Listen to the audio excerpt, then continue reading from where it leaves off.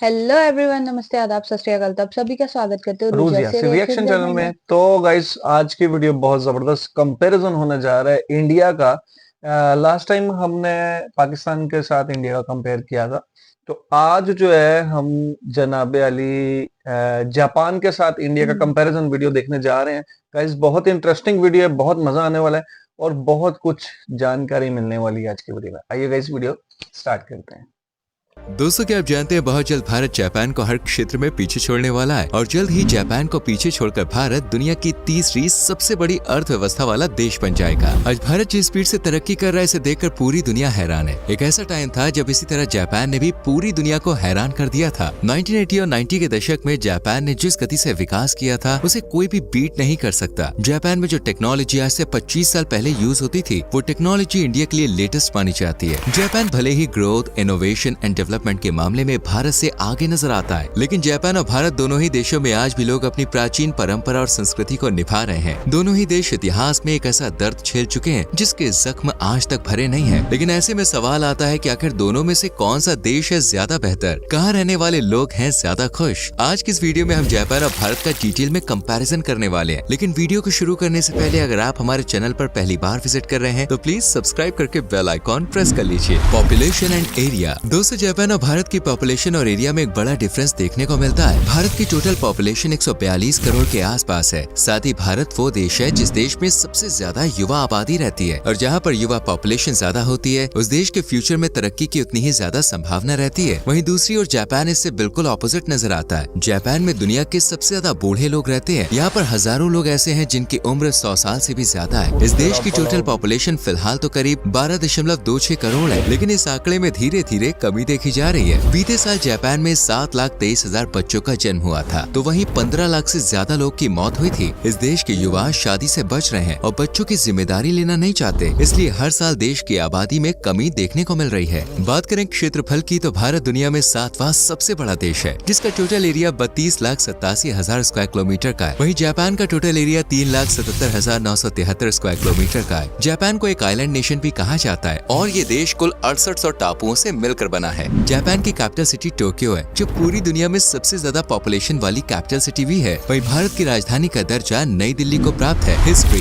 दोस्तों, जापान और भारत इन दोनों ही देशों का इतिहास लाल खून से लिखा हुआ है। साल 1947 में भारत ने बंटवारे का दर्द झेला था, जिसमें लाखों लोग की जान चली गई थी। 1947 में भारत को आजादी तो मिल गई थी, लेकिन इसके लिए भारत माँ के लाखों वीर सपूतों ने अपना बलिदान दिया था। वहीं जापान ने साल 1945 में परमाणु बम का दर्द झेला था और इस हमले से जापान के 2 शहर पूरी तरह से तबाह हो गए थे। हमले का ऐसा असर देखने को मिला था कि दशक बाद भी जापान में बच्चे डिसेबिलिटी के साथ पैदा हो रहे थे। तभी जापान ने कसम खा ली थी कि कभी भी न्यूक्लियर वेपन्स डेवलप नहीं करेगा, और ये देश आज तक अपनी इस बात पर अड़ा हुआ है। आज के समय में भारत और जापान दोनों के बीच अच्छी दोस्ती मानी जाती है और दोनों ही देश दुनिया में शांति और अमन चैन को बढ़ावा देने वाले माने जाते हैं। GDP and per capita income. दोस्तों, दो देशों के कंपैरिजन की जब भी बात आती है तो उसमें इकोनॉमिकल फैक्टर जरूर देखा जाता है। आज भारत सबसे तेजी से बढ़ने वाली अर्थव्यवस्थाओं में से एक है। भारत की टोटल जीडीपी $3.8 ट्रिलियन है और बहुत जल्द भारत $5 ट्रिलियन इकोनॉमी वाले देशों के लिस्ट में अपना नाम दर्ज करा लेगा। वहीं जापान एक ऐसा देश है जिसकी जीडीपी पिछले 30 सालों से स्टेबल है, यानी 3 दशक में इस देश ने इकोनॉमी के मामले में कोई खास तरक्की नहीं की है। आज जापान की जीडीपी $5 ट्रिलियन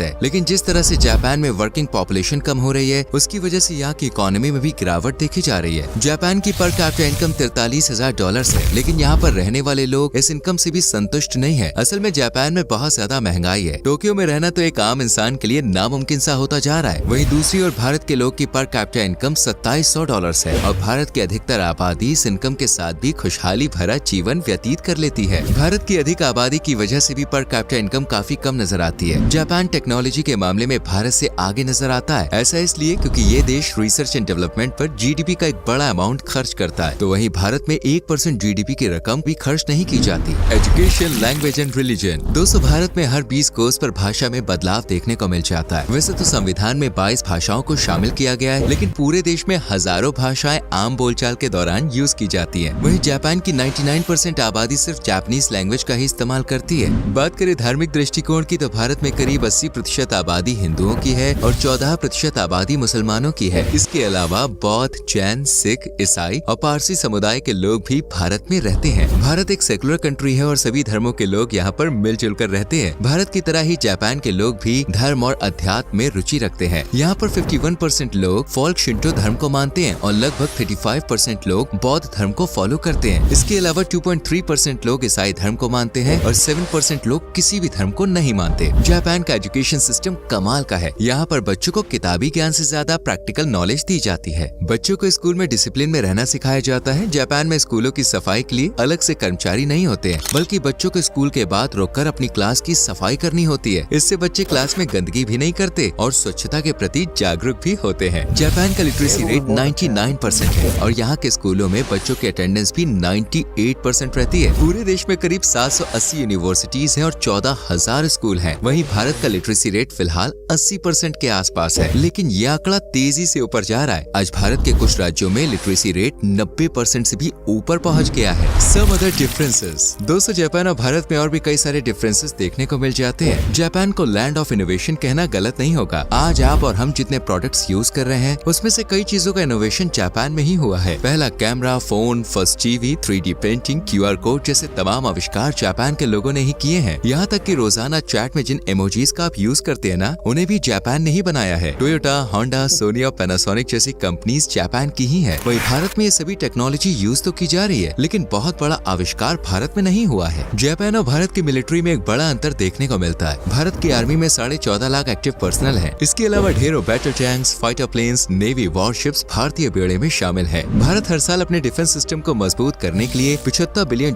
का खर्चा कर रहा है। वहीं जापान का मिलिट्री बजट $50 बिलियन है और इस देश की आर्मी में सिर्फ 2.5 लाख एक्टिव पर्सनल मौजूद है। असल में जापान एक आइलैंड नेशन है और इसलिए इस देश को सीमाओं पर हर वक्त जवान तैनात रखने की जरूरत नहीं पड़ती है। भारत में जहाँ काली बिल्ली को देखना अशुभ माना जाता है, काली बिल्ली रास्ता काट जाए तो अपशकुन माना जाता है, वहीं जापान में काली बिल्ली को गुड लक के तौर पर देखा जाता है। जापान की टेक्नोलॉजी आज इतनी एडवांस है कि वहाँ पर कई कंपनियों में रेस्टोरेंट्स और कैफे में सिर्फ रोबोट्स ही काम कर रहे हैं। भारत में इस तरह की टेक्नोलॉजी आने में एक लंबा समय लग सकता है। जापान में आपको कहीं भी गंदगी देखने को नहीं मिलेगी। संडे को छुट्टी के दिन लोग अपने मोहल्ले की सफाई करते हैं। जापान के लोग सफाई को लेकर बहुत ही सीरियस होते हैं। जापान में ड्रेनेज सिस्टम और रिसाइकलिंग मैनेजमेंट सिस्टम कमाल का है। यहाँ पर कई बार तो नालियों में भी मछली तैरती हुई नजर आ जाती है। वहीं भारत में रिसाइकल मैनेजमेंट के नाम पर कोई खास फैसिलिटी नहीं है। ज्यादा लोगों को साफ सफाई से कोई मतलब नहीं होता है। Famous food. दोस्तों, जापान को सबसे हेल्दी नेशन कहना बिल्कुल भी गलत नहीं होगा। इस देश में आपको मोटे लोग ढूंढने से भी नहीं देखेंगे। असल में यहाँ पर मोटा होना आप जानते हैं गैर कानूनी है और मोटा होने पर सरकार को एक्स्ट्रा टैक्स भी देना पड़ता है। जापान के लोग रोजाना हेल्दी डाइट लेते हैं। यहाँ पर हर घर में आपको खाने की कई वैरायटी देखने को मिल जाएगी। एक व्यक्ति की एक टाइम की मील में सूप, सुशी, नूडल्स, चावल और 3 मेन कोर्स होते हैं। ये एक हेल्दी मील होती है। हालांकि जापान में मैकडॉनल्ड्स, पिज्जा हट और बर्गर किंग जैसे आउटलेट्स खुले हुए हैं, लेकिन लोग अपनी फैमिली के साथ बहुत ही कम इन फास्ट फूड आउटलेट्स में खाने के लिए जाते हैं। वहीं भारत के व्यंजनों में भी एक अलग ही स्वाद देखने को मिलता है। हर शहर और राज्य में आपको खाने का एक अलग ही जायका मिलेगा। इनमें इडली डोसा, दाल बाटी चूरमा, लिट्टी चोखा, रसगुल्ला, मक्के की रोटी, सरसों का साग, वड़ा पाव, छोले भटूरे जैसी अनेकों डिशेस शामिल हैं। Famous tourist places. दोस्तों, भारत पूरे विश्व के पर्यटकों को अपनी ओर आकर्षित करता है। यहाँ की संस्कृति, समृद्ध इतिहास और कल्चर लोगों को अपना दीवाना बना देते हैं। भारत में जम्मू कश्मीर से लेकर कन्याकुमारी हर स्टेट में अनेकों टूरिस्ट प्लेसेस मौजूद हैं। गोवा भारत का सबसे पसंदीदा टूरिस्ट डेस्टिनेशन है, तो वहीं विश्व प्रसिद्ध ताजमहल भी भारत में ही मौजूद है। दिल्ली का लाल किला, हैदराबाद का चार मीनार, मुंबई का गेटवे ऑफ इंडिया, प्रकृति की गोद में बसे हिमाचल प्रदेश और उत्तराखंड, कश्मीर की वादियाँ, राजस्थान के किले, दक्षिण भारत के हरे भरे जंगल और खूबसूरत समुद्री तट जैसी असंख्यात ऐसी जगह है जहाँ पर आप घूमने के लिए जा सकते हैं। वहीं दूसरी ओर जापान भी घूमने के लिहाज से एक बेहतरीन देश माना जाता है। टोक्यो दोस्तों एक अल्ट्रा मॉडर्न सिटी है। 634 मीटर ऊंचाई वाले टोक्यो स्काई ट्री से शहर के कमाल के दृश्य देखने को मिलते हैं। जापान की हिस्ट्री जानना चाहते हैं तो एक बार इंपीरियल पैलेस की सैर जरूर कीजिए। निजुबाशी ब्रिज जैसी रोमांटिक जगह पार्टनर के साथ जरूर विजिट करें। इनके अलावा टोक्यो डिज्नीलैंड, डिज्नी सी,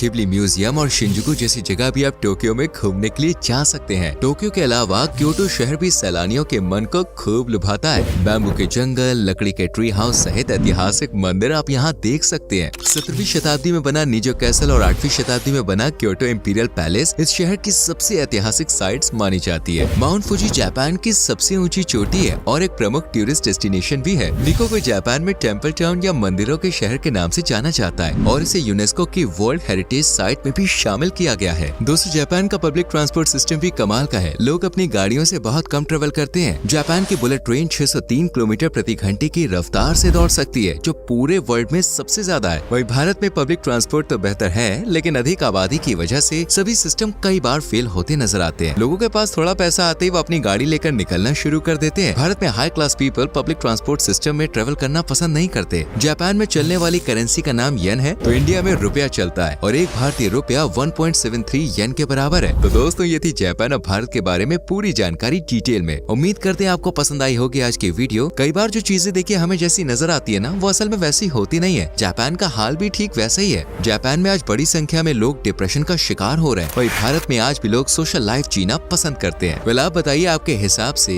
भारत और जापान में कौन सा देश है ज्यादा बेहतर? जी तो गाइज, ये थी बहुत ही कमाल की वीडियो जिसमें हमने जो है जापान और इंडिया का कंपैरिजन देखा है। तो अगर लाइफ देखी जाए ना, तो वो इंडिया की ज्यादा हमें बेहतर नजर आई है, क्योंकि जापान में जो लोग हैं वो बहुत ज्यादा डिप्रेशन का शिकार हो चुके हैं। और आपने अक्सर देखा है कि जापान में हमें देखने को मिला है कि ज्यादातर जो है वो लोग गाइस 100 से ऊपर की उम्र यार पा चुके हैं। इतनी लंबी लंबी उम्र पाते हैं जापानीज। और इनकी अगर पॉपुलेशन देखी जाए तो वो भी बहुत ज्यादा कम होती नजर आ रही है। लेकिन अगर देखी जाए ना, तो गाइज टेक्नोलॉजी के मामले में जापान बहुत आगे है, बहुत ज्यादा आगे है। बुलेट ट्रेन भी हमने देखी और रोबोटिक सिस्टम भी देखा, जो कि इंडिया में आते आते अभी कुछ समय लगेगा। लेकिन हम देख रहे हैं कि जिस तरह इंडिया अपनी डेवलपमेंट्स और अपना कह लें कि निज़ाम चला रहा है ना, वो अनकरीब जो है जापान को भी काट देगा और दुनिया के तीसरे नंबर पे हमें इंडिया देखने को मिलेगा। और इंडिया में भी इतने जबरदस्त किस्म की टूरिस्ट प्लेस हैं, बहुत सारी घूमने की जगहें हैं जहाँ पे बंदा इतना सुकून महसूस करता है ना, जाके इतना एंजॉय करता है अपनी फैमिलीज के साथ। बिल्कुल, लाल किला, ताजमहल और चार मीनार हैदराबाद में। तो इस तरह की प्लेसेस में जाके बड़ा सुकून मिलता है। और जीडीपी की बात करें, वो भी जो है वो काफी हद तक जो है वो इंडिया करीब करीब ही नजर आ रहा है हमें। उसके बाद फिर हाँ, ये एक चीज जापान की वीडियो में मुझे ये नजर जरूर आई है कि वहां पे जो तालीम का निज़ाम है ना, वो बहुत जबरदस्त है। स्कूल, यूनिवर्सिटी, और वहाँ के लोग जो है वो ज्यादातर जो है वो जापानीज ही बोलते हैं। और हेल्दी फूड, वहाँ पे कोई भी आपको जो है मोटा बंदा नजर अगर आएगा तो उस पे जो है वो फाइन लगेगा। तो ये बहुत जबरदस्त रूल है। और वहां पे एक चीज और है कि रिसाइकलिंग और जो है ना सफाई का माहौल, ये बहुत जबरदस्त चीज है गाइस। तो आहिस्ता आहिस्ता जो है इंडिया भी इसी राह पे चल रहा है और गामजन है। जल्दी जो है हमें इंडिया में भी बहुत कुछ देखने को मिलेगा और हमें बहुत कुछ देखने को मिल रहा है गाइस। तो गाइस, ये थी हमारी आज की वीडियो में। करता हूं आपको पसंद आएगी। वीडियो पसंद आए तो वीडियो को लाइक, शेयर और चैनल को जरूर सब्सक्राइब कीजिएगा। बेल आइकन के बटन को जरूर प्रेस कीजिएगा। कमेंट बॉक्स पे अपनी राय के साथ जरूर दीजिएगा। तो मिलते हैं नेक्स्ट वीडियो में, तब तक के लिए अल्लाह हाफिज।